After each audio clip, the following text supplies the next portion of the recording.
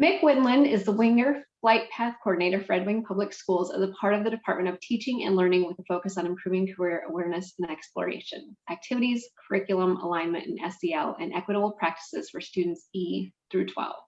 This is his second year in this position after 11 years of secondary special education teaching in Red Wing, Minnesota, and also Anchorage, Alaska.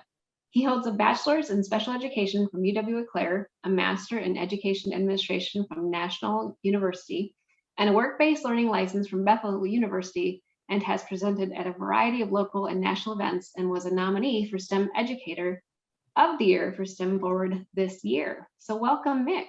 The floor is yours. All right, thanks, Jamie, and thanks, Marco, for being here.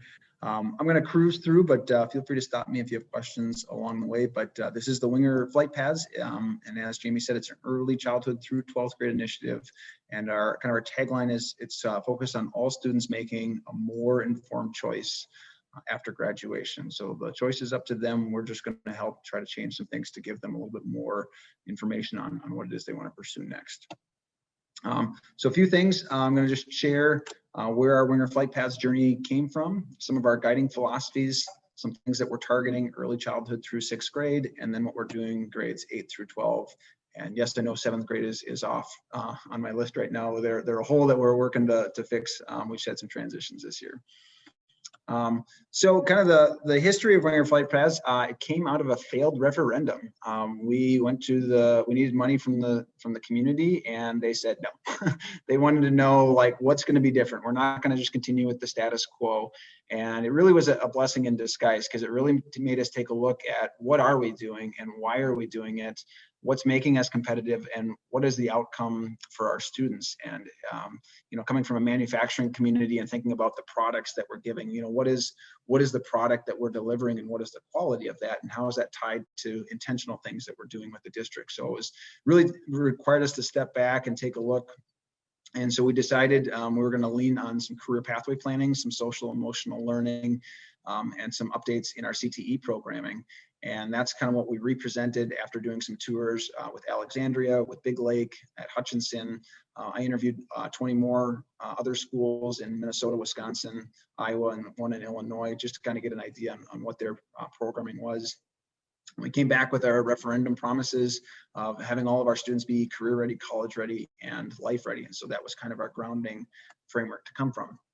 And then as we started expanding with it, we started working with our seniors, connecting with our alumni, and took the information there and just started working backwards, and took a look at the data that we had from our students that have left, from our current students, some historical data, to really kind of start to guide some conversations, to change some mindsets within ourselves, within our staff, and then within our student body, and then with our parents. And this is all in progress, so I'm not going to say we've checked the box, done, we've got it perfect.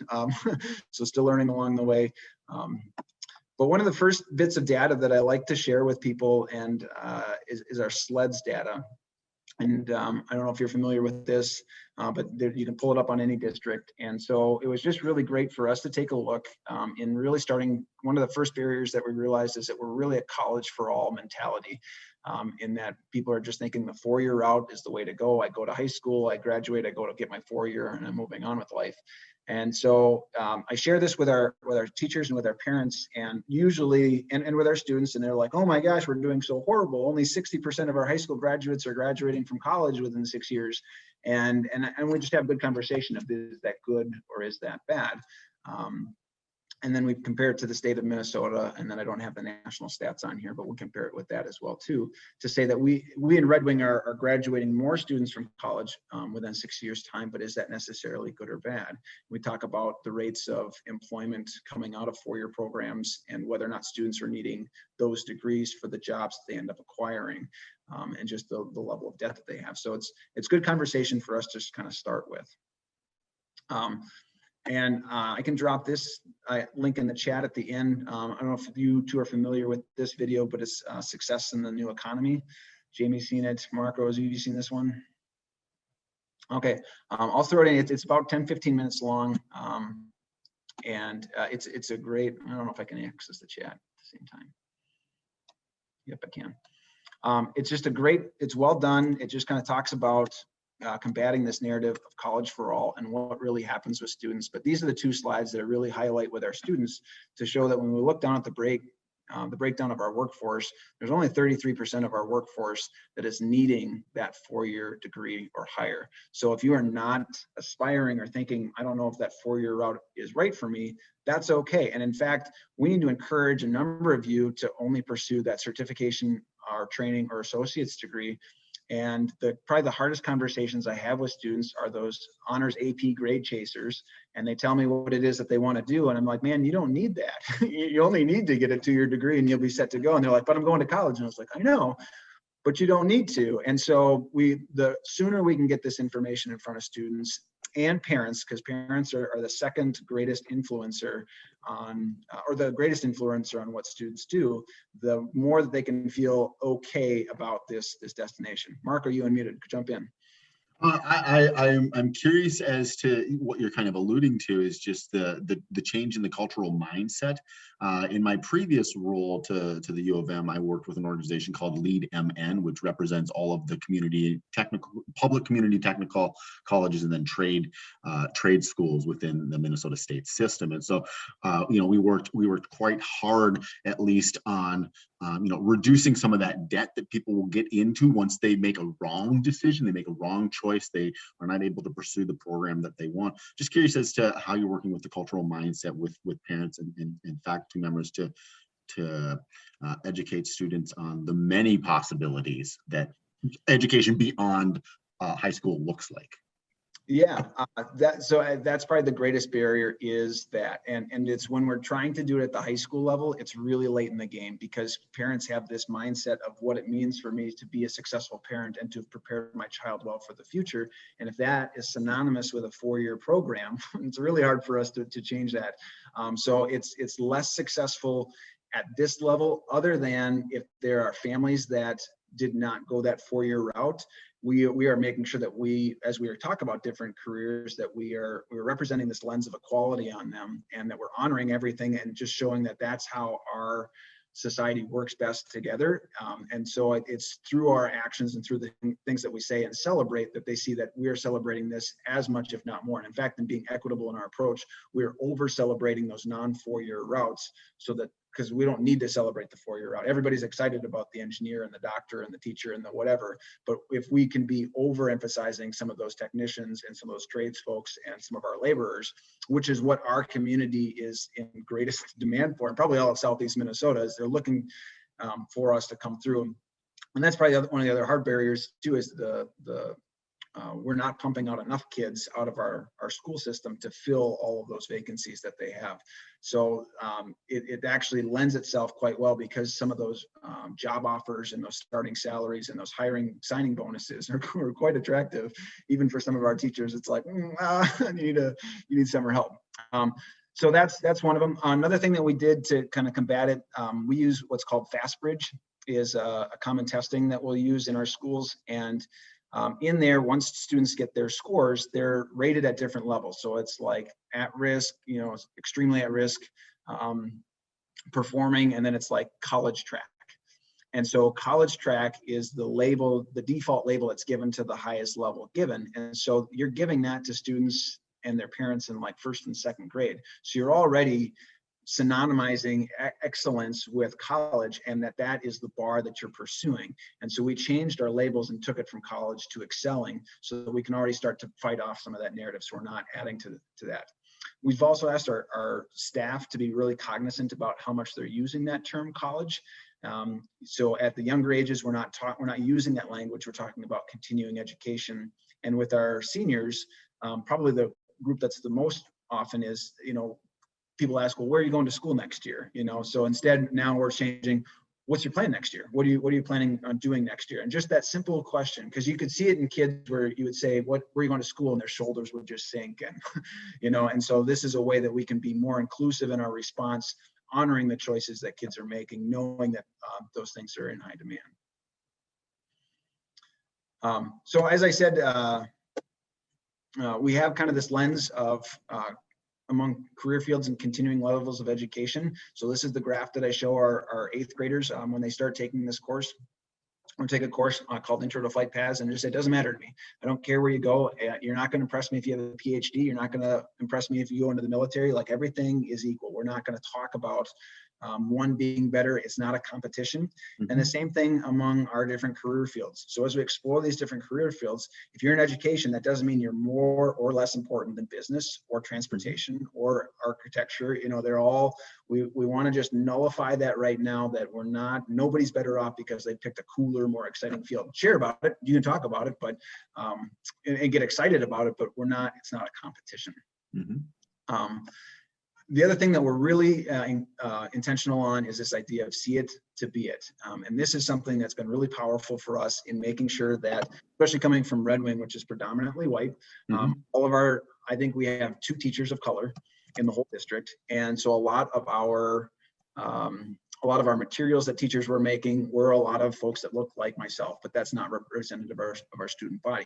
So just making sure that we're really challenging some of those stereotypes and those narratives, making sure that we have a variety of different people of color, of different religions, of different abilities, and of different gender identities represented in all of our career areas, making sure that we are not, we're not over identifying people in any one area, trying to break that that idea of a single story, you know, that only a certain type of person goes in this one way. And we're a bad example of it, right? We have all white women teaching elementary school. So, you know, when there's all these conversations about diversifying our workforce, but if we're never presenting students with that, even at the youngest ages, they're not going to see themselves there. And that's kind of the question that we have, is at what point do students consciously or subconsciously rule themselves into or out of a career field, knowing that children, I don't know if either of you have kids, but young children will begin to prefer to play with toys that look like themselves. And so if all of our toys of a certain kind only do a certain thing, then is that already starting to, kind of like you were saying, Marco, how are we starting to challenge some of that early on? Legos did this whole branding thing where they wanted to get more girls to play with Legos. They made them like pinks and purples and all that kind of stuff. All they had to do, they found in their study, was just give it a ponytail and girls were in. You know, just give it like a fro and then like some other folks were in. And so like it was just a way for them. You don't have to rebrand the whole thing. Just make it so that however kids see themselves is represented there too. They can just switch the little head on top. So that's something that we're intentional with early childhood all the way through 12th grade, is this idea of see it to be it. One of the big conversations that we have too is this idea of be versus do. A lot of times when we talk to kids about what do you want to be when you grow up, they're going to take a word, they're going to pull it out, they're going to have their assumption of what it means and say, I want to be that because that's the experience I've had. The number of kids that ask for an internship to go into the healthcare field because they watch Grey's Anatomy, like if that's your baseline for what it means to be in the healthcare field, I'm scared. And no, or like they want to go into criminal justice because they watch Criminal Minds. And so part of what we ask our career speakers to do is break it down. What is it really like? What are the best days like? How often does that really happen? What are the worst days like? How often does that really happen? And change the conversation more with the kids of, imagine yourself, you're at work, you've had another great day. What were you doing? What was it that you were doing? And now let's work backwards from that. Now let's find some job titles that do that thing that you want to do. And now let's take a look at what level of continuing education is required. Or if there's a problem that you're wanting to solve, what are the different ways that I can go about solving that problem? I had a student in my office and she is really concerned with sexual assault prevention, or sexual assault counseling is what she wanted to do. And so we talked about the different routes, the different age groups, the different genders, and the different ways that you could do a reactive side. But then when we started talking about proactive things that she could do, she's like, oh, I never thought about like being a part of government or being a part of legislation or being a part of the education field to see how I could be a preventative type. So it's just kind of talking about different ways that can address the same issue at the same time. So what does all this actually look like? I'm usually asked for my one pager and my elevator speech, and I suck at it. And I say, if you can give me an hour, I'll run you through the whole thing. So thanks for being here for my 45-minute run through. But we tried to put it in as a tree, and with Flight Paths and Career Exploration, it's not just its own program. We are embedding it into everything that we do. It is our educational plan in action. And so the reason that my role is with the Department of Teaching and Learning is that I work a lot with our curriculum director to make sure that as we are horizontally and vertically aligning our curriculum from early childhood all the way up through grade school, that we're finding ways that we can embed career exploration activities in there. That we want to make sure that we have a robust curriculum for our students so that they are well prepared technically for whatever direction it is that they want to go. But we're also making sure that we're really intentional on our social emotional development and our 21st century skills. Because as we talk to employers, they're actually saying, I don't actually care about your certificate. Are you going to show up? Are you going to get along? Are you going to, are you going to follow directions? Are you going to be independent and a critical thinker?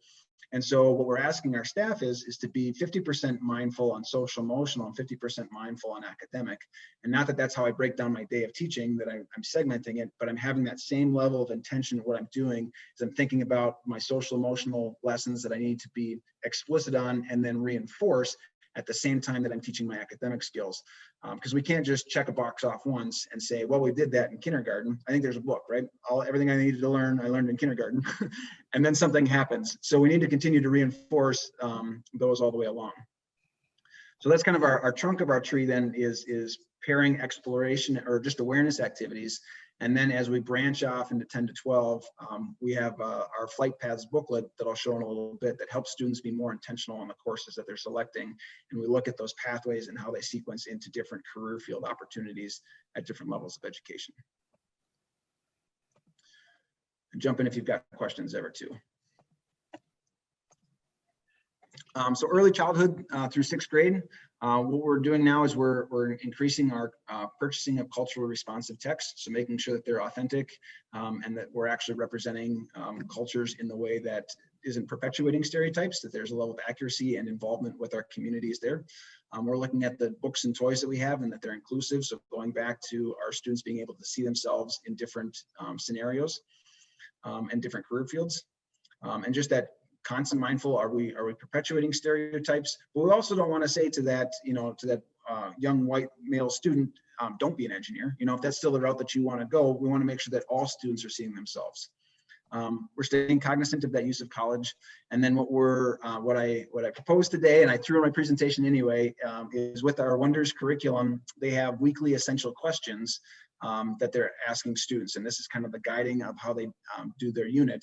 And then what we're going to do hopefully next year is start embedding in just some awareness activities added in the morning meeting and just say a researcher is somebody who does part of this essential question, or a sociologist, and maybe talk about the field as a whole, so we can talk about workers at different levels of education that are in that field. So we're not tying it necessarily to a job title.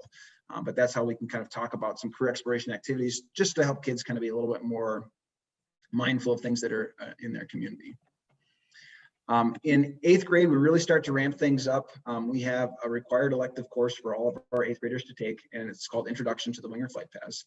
They get an overview of all 16 different career clusters. So we spend an equal amount of time in healthcare and agriculture, in manufacturing, in construction, and they go through and they look at different jobs, they look at different levels of income, they look at different levels of pay that are there and identify from themselves, is this something that I think I'm interested in?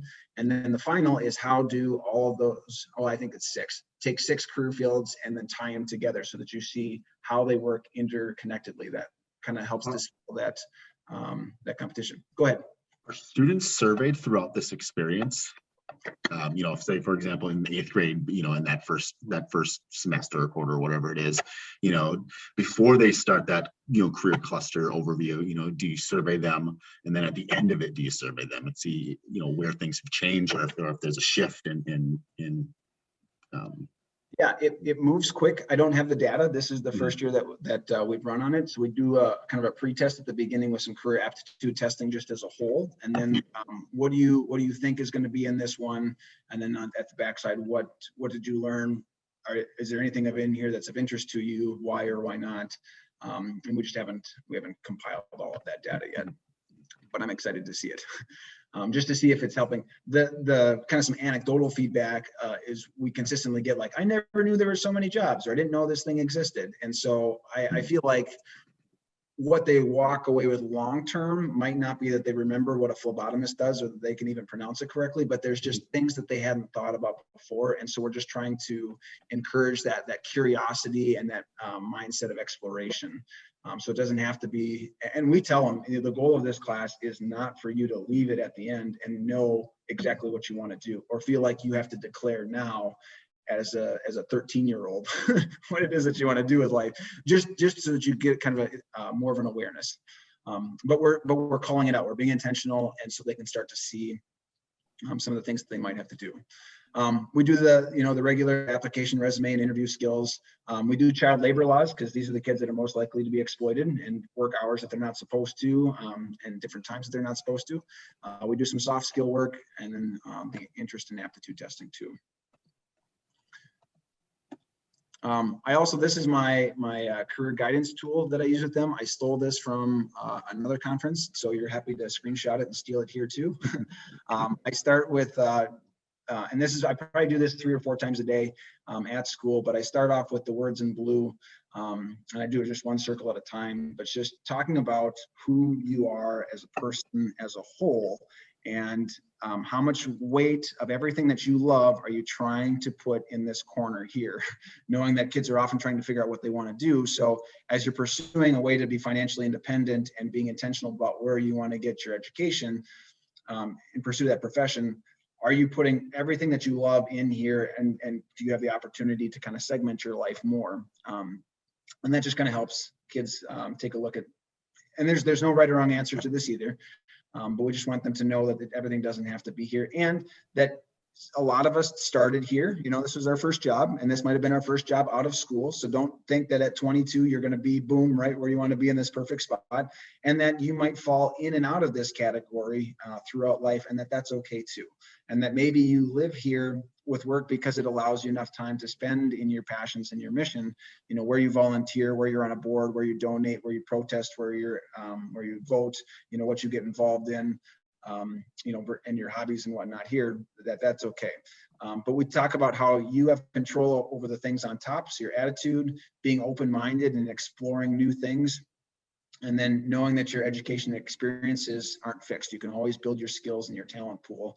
But knowing that on the bottom here, you can yell at Deed and the Bureau of Labor Statistics all you want about how many job openings that there are and if the field's growing. But just giving them those tools so that they know they know where to look if they want more information. And sometimes that's really helpful in us guiding those conversations. I had a student in who wanted to be a broadcast journalist, and we just took a look at that field, and there weren't a ton of things. So he's still going to go pursue it, and I told him that's fine. It's just you're going to be in a narrow field coming out, especially if you want to do sports reporting, which is what he wanted to do. Welcome, Lauren. Thanks for joining in. So then also in the Introduction to Flight Paths course is they get introduced to our flight paths. And this is our career pathway courses that we have at the secondary level. So they start to think about the courses that they're going to want to take in the future, and some opportunities that we have. So the kind of the pie in the sky thing that we offer are internships for our seniors, sometimes juniors. And so in doing that initially, I said at the beginning, we started with our seniors and worked backwards, is we were seeing students that wanted to come into, we have a great partnership with the Mayo Clinic, and they wanted to go have an internship at the Mayo Clinic, but they skipped anatomy and physiology. And they kind of sloughed off in chemistry and biology. And it's like, well, you're going to see a lot more of that. So why don't you be intentional on the classes you take and just make for a better experience? And the same thing in finance. We had a kid that wanted to do a finance internship. We gave it to him, and then realized he never took an accounting class or any of our finance classes. And so he was missing out on some of the vocabulary that would have enhanced his experience, and also just whether or not he was really interested in it. And he didn't really have a great time because he just wanted to get out of class and kind of used us for that. So it's good learning opportunity for us. So to complete a flight path and to be eligible for an internship opportunity, we're having students complete the 4-3-2-1. So what we want them to do is complete or be registered for 4 career-focused courses. And then I'm going to skip 3, get involved in 2 related courses or activities that kind of enhance that learning. And that could be school-based or community-based. And then have 1 professional interview or career speaker session that gives you a little bit more of that information of what is it really like. And I'll drop this in the chat here too. And so that just helps them be a little more intentional. So instead of thinking about, you know, where are my friends going to be? Who's my favorite teacher? Where's my easy A? Where's that cute kid going to be? Like I want them to think about what is actually going to help determine what is it that I want to do after graduation. Now we have the passion courses in there too, because we didn't want to send the message that the sole purpose of education at Red Wing High School was just, you know, got to go to work, got to be ready for work. Get excited about your passions, grow your skill sets there too. So if you want to take a woods class because you want to be a carpenter, or you want to take a woods class because you want to tinker, like take the woods class. You want to take agriculture because you want to farm, or you want to have a hobby farm. We want the kids to be excited about their passions. So don't ditch band, don't ditch other things that aren't related to your career necessarily. I hope the band teacher didn't hear me say that, you can still get excited and be the whole person that you are and have your passions as well and build on those skill sets at the same time. So the passion courses, there's no teeth or fire to that. It's just more of an encouragement, but we do want them to have some career focused classes and activities. So to give you an example of what that looks like, this is our health, agriculture, and other sciences flight path. So each of the flight paths at the beginning has a foundation flight path of 4 courses. So if you're interested in something in the broad category that is health, ag, and sciences, we want you to take these courses. Now, the first 3 in this one are all required courses that you need for graduation anyway. We're just kind of sending the message of be mindful of the material in here. You're going to see more of it. So pay attention. And it also gives the kids, especially here for those ones that do well in science, of like, this might be a place that I belong. Now, if we have a more specific Winger Flight Path below, that would be the one that we would encourage you to take.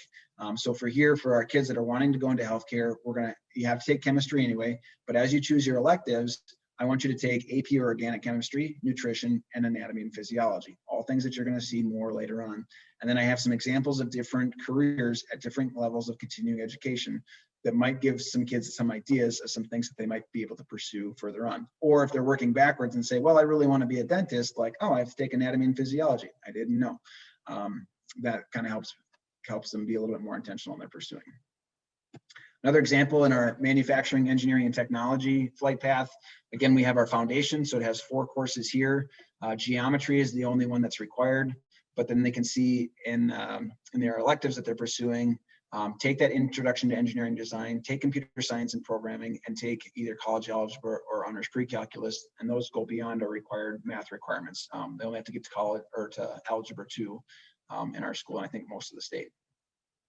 But if you're interested in carpentry, then we want you to take you'll take geometry as you would have anyway, but then you can take our intro to woods and then either machine woods 1 and 2 or cabinets 1 and 2, and that gives you an idea of what's there. Are we almost out of time? Am I running out? No, okay, we're good.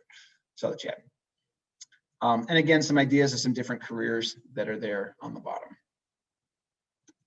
Switching over to our business, communications, and arts, this would be our 2 column that we pull from. So having 2 related courses or activities. So they would have their flight paths above, but then these are some other courses that we offer that might support more of what it is that you're wanting to do. But we also really wanted to highlight what are some activities that you can get involved in, how can you build your resume, how can you build some skills, recognizing that our classrooms are not the only place that learning is happening in our community. There's a lot to learn in these different areas, and they're great for building your resume and getting those references. So we highlight different clubs that we have within our school. And then we also say that you can apply for an outside club or activity. So if you want to do FFA or you want to do 4-H, 4-H isn't sponsored with the school, but we know that there's things that are happening there. And then in all of them, we encourage 40 hours of volunteer work or also pursuing employment, knowing that that's also a great way to build on those soft skills and practice those at the same time. So just trying to build that better worker all the way along, encouraging some of those outside activities. The last thing then is wanting to make sure that students are connecting with a professional in their area of interest. The pandemic really offered us a really awesome opportunity to do virtual career speaker sessions. We've been doing these quarterly. We've been having about 20 speakers at a time, and our students in grades 8 through 12 get to pick whichever one that they want to do. So I'm getting speakers all across different career fields, being mindful of that see it to be it, challenging our narratives, bringing in male nurses, bringing in Jules Porter was super exciting. I don't know if you know her. She made the front of, I forget which tech magazine it was, but she'll be the first African-American female to launch a video game on both Xbox and PlayStation at the same time. She's an ex-Marine, went on to get finish law school and become a lawyer. And then she started her own video game company, and then she just finished her seminary degree. She's kind of a Jill of all trades, or Jules of all trades. And I give all of our speakers kind of an outline just to kind of walk through their employment history, showing how rare it is that it's this linear path of I knew exactly what I wanted to do and followed that path. Educators were horrible at that. We went to college, got our teaching degree, and then taught. So it's a pretty boring straight line for many of us. And then what's been neat now is we're adding in bonus sessions afterward. So she stuck around and met with any of our students that wanted to. Was open to the whole student body, but we encouraged our African-American students to come in and just ask questions about what's it like to be a minority in the workforce? What are some strategies that you had to be the only Black woman going to college? How do you tell people to not touch your hair? You know, things that they're never going to come to me and ask, but we're starting to provide those spaces. So we're doing that for our African-American students, our Latinx students, and our Native American students. And we're now also offering our career speaker sessions in only Spanish, so that our ELL students get to participate as well. And I say our ELL students, they're predominantly Spanish speaking. We have a few that are others, but they have enough English skills to participate in these sessions. And so those are bonus ones. So we're putting them in Spanish, and we're meeting with our ELL students to get their preference. So this time we have an interpreter from the UN will be presenting from Geneva, Switzerland. So that'll be fun. And then we're also encouraging our Spanish 4 and 5 students to jump in tutors to practice their Spanish skills. So it's a great way to kind of be more equitable in our approach and offer some mentoring opportunities that we weren't able to offer as much of this year. I can drop this link in the chat too, if you'd like to see.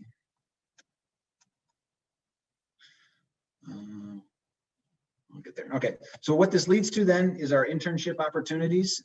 So our students leave during the school day for 2 class periods.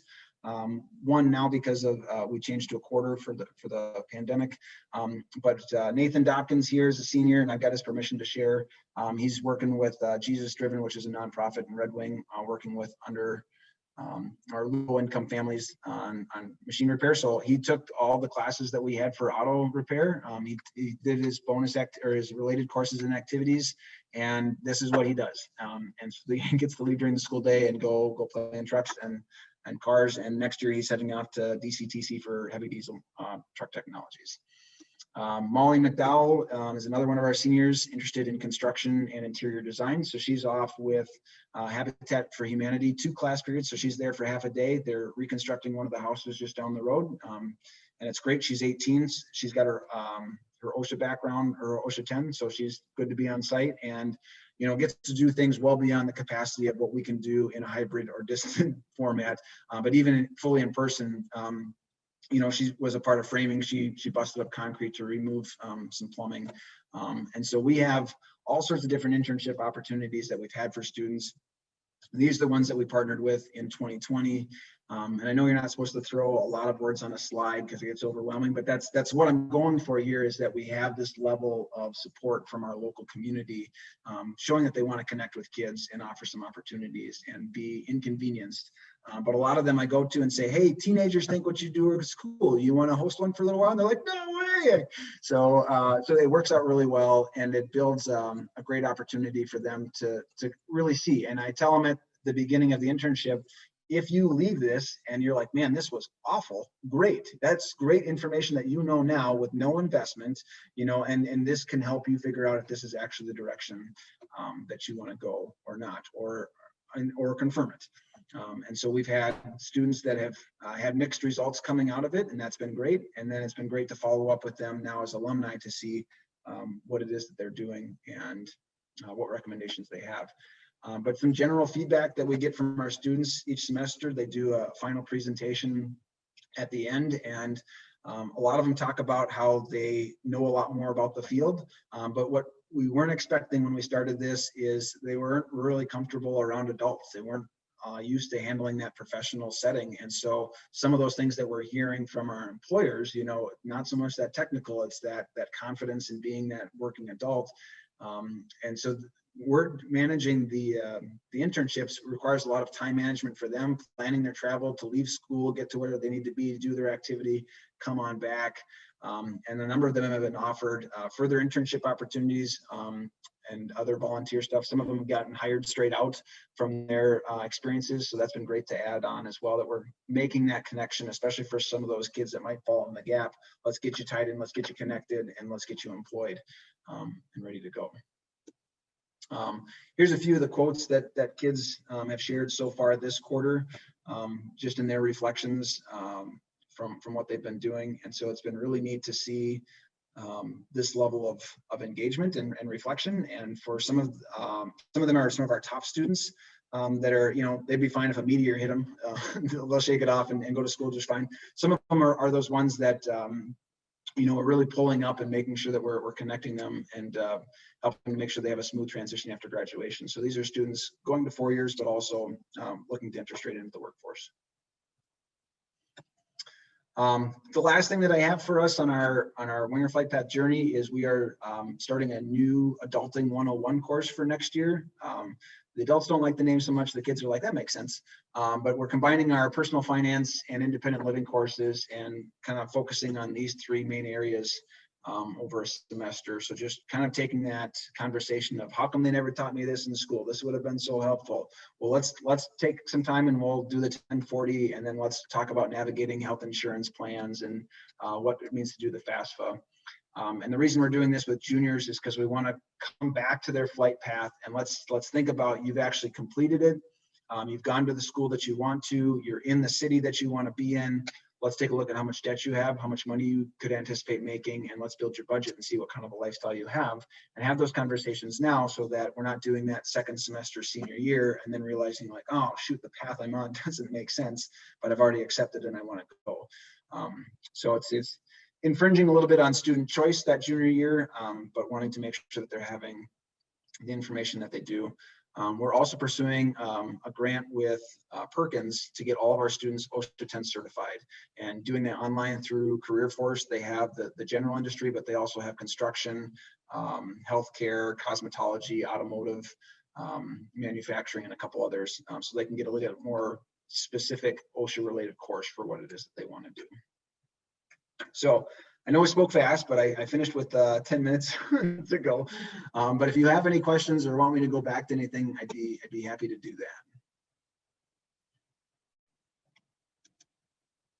Have you come across an organization or a program called Career and College Academy? I believe it is in Burnsville or Bloomington. I believe it started with a grant through the Greater Twin Cities United Way, but this sounds somewhat familiar in that it introduces high school students or younger to a variety of career opportunities beyond high school, and that don't necessarily fit within the 4-year traditional sense of college and university education. So it might be interesting to connect with them and learn kind of what their experience is.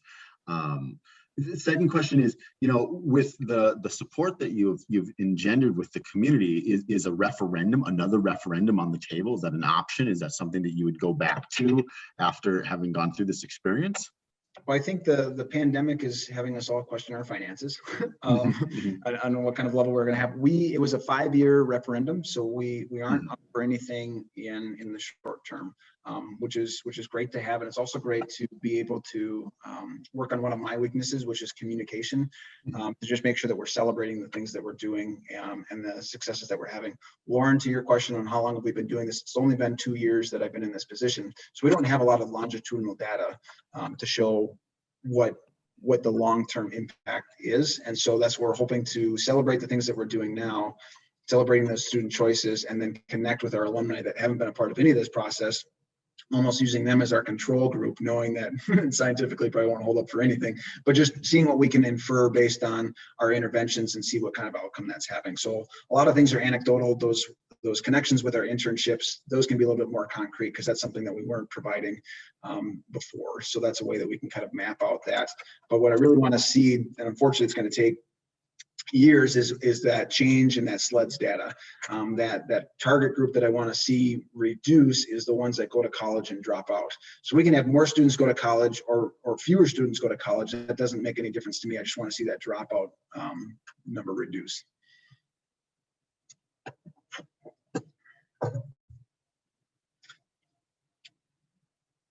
But yeah, we would like to, when we come back to the referendum, to say, you know, this is where we invested those dollars, and this was the outcome that we had, and this is how we've made it so that it is for every student. You know, it's not just for our high achieving students. It's not a program. It's not like a targeted effort. It's a philosophy of our school district, and it's a way that we can live the things that we're believing and continue to refine, you know, and share those lessons learned on, you know, don't give that kid that finance internship that never took a finance class, you know. So I'm happy to share our pitfalls on that too, and just show that, you know, this has been a learning process, and also just celebrate with our community every time I do a community presentation, and I can throw that slide up there to say, these are all the businesses that are invested in working with our students, you know. And I think Red Wing is a unique city in terms of size and diversity of career fields represented. You know, we only have 16,000 people, but we have almost every industry here. We're large in manufacturing and healthcare, but we have Treasure Islands. We've got that hospitality and tourism sector too. We've got the rail line, the highway, and the river. So we've got the transportation industry. So we've got a lot of different things that we can offer that really hit a lot of different niches for students. Very cool. Thank you.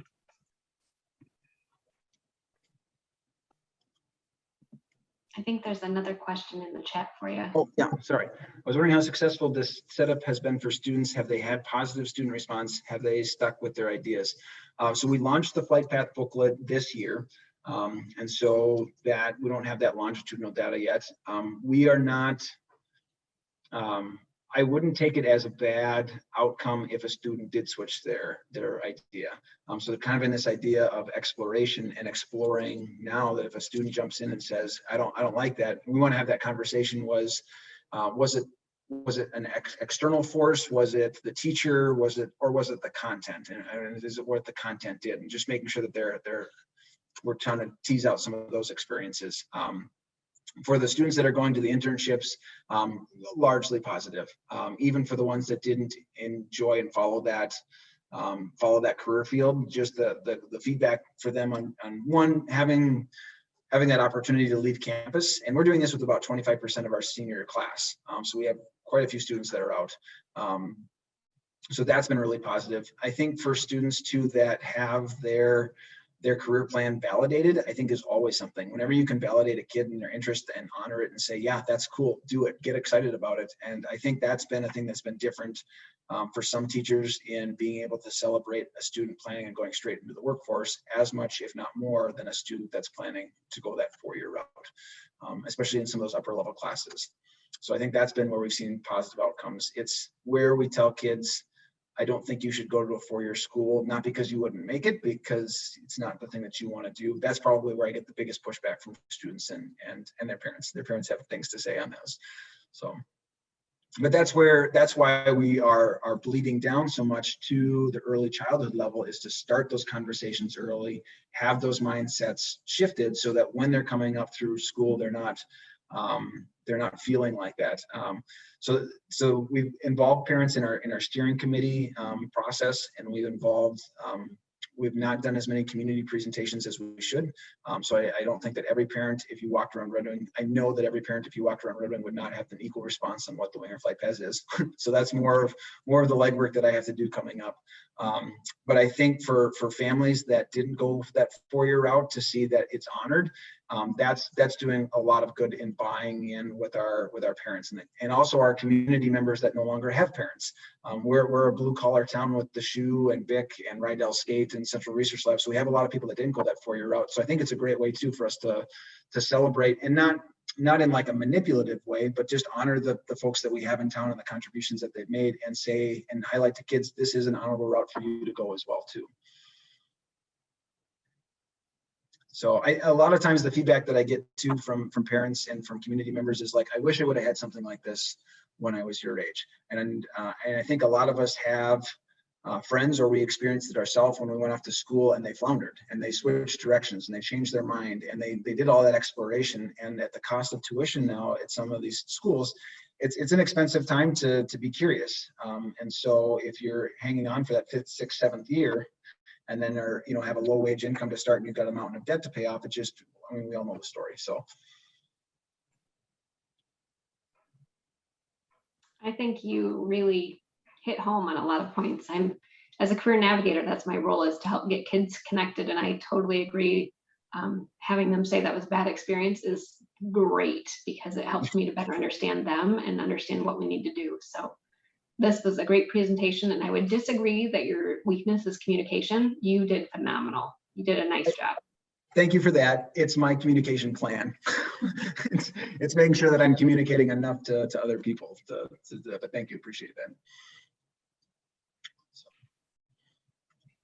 Well, good. Well, I can put my email address here in the chat. So if you have questions on things, let me know. I've presented to a few of the career navigators, Jamie. So if there's others that want to kind of have the same spiel, I'm happy to do that too.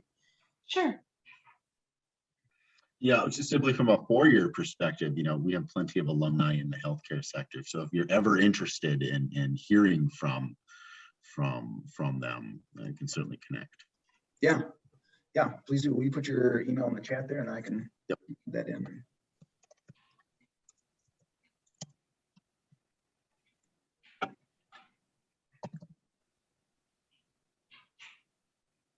And I'm clear to the students too. I'm not telling them not to go the 4-year route. It's just having that conversation. Is the thing that you want to do, does it require a 4-year degree? And if so, great, let's do that. Let's make sure that you're setting up everything you need to go. You want them to make the right choice. I mean, it's an important choice. It's not one that they should make just simply because someone else has done it or it's the thing to do. You don't want them to get into an experience that will end up costing them without much benefit at the end of the line. What's been great with our speakers too, and their nonlinear paths, is we can show that this is where it's your first step. It's your first step into adulthood. It's the first thing that you're going to explore. So there still isn't that pressure to know at 19, 18, like, no, the next 40 years I'm going to be here. So yeah, so that's kind of the other thing that we try to hit home on too, is it's just the first step in the journey past graduation. Well, good. Well, thank you all for joining in and coming to the session, and be well. Yes, thank you. And I put in the chat where to go to next, and then the next breakout will start in about 12 minutes. All right. All right. Thank you, everyone.